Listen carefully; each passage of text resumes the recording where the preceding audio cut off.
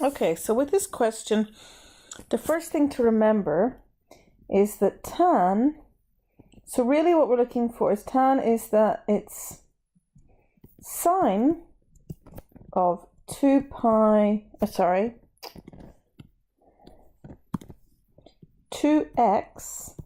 plus pi on 4 over the cos of 2x plus pi on 4. And as we discussed the other day, you can do the ln if the top and bottom are the derivatives of each other. Well, the problem is that they're not, because we're going to have this 2. So what we actually need to do is to put a half out the front and a 2 here. The other problem we've got is the fact that when we integrate sine and cos, we end up with the negative issue. So the answer is going to end up being negative a half the ln, when we differentiate cos, not when we when we integrate cos of 2x plus pi on 4 plus c. So we had to deal with the negative issue so that worked out. Okay. Right. With part B, if we take a look at the bottom and we differentiate x squared plus 4x take 3, we end up with 2x plus 4, which is 2 times x plus 2.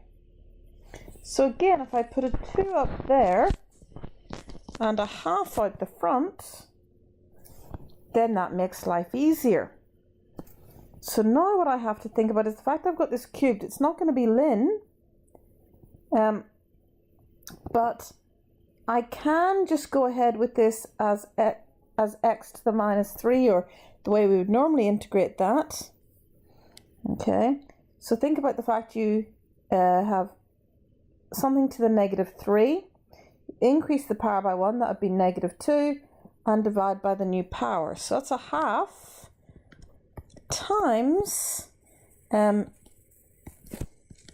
negative a half, and then we've got 1 over the x squared plus 4x take 3 all squared. Okay, and if we neaten that up, that's negative a quarter, or negative 4 I should say we could do, x squared plus 4x take 3 all squared plus c. Okay, now this final one, our sine of root x over x.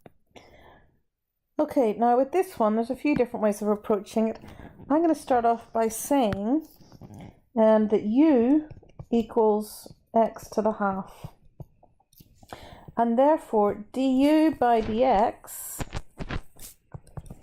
is a half x to the minus a half. And if I rearrange that, then what that actually gives me is that du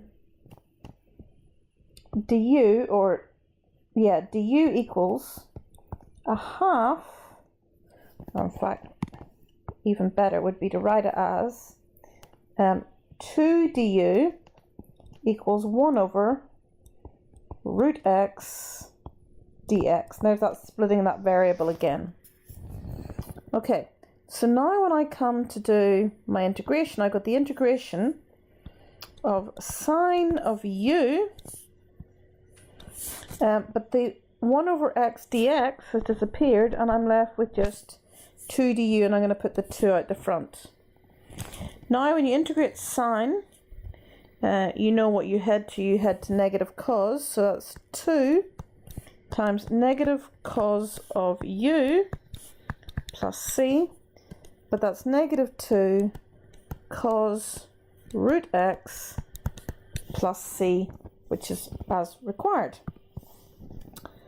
Now in the next one, they told us the substitution is u equals cos x. So we know that du by dx is negative sine x, sorry, just negative sine x.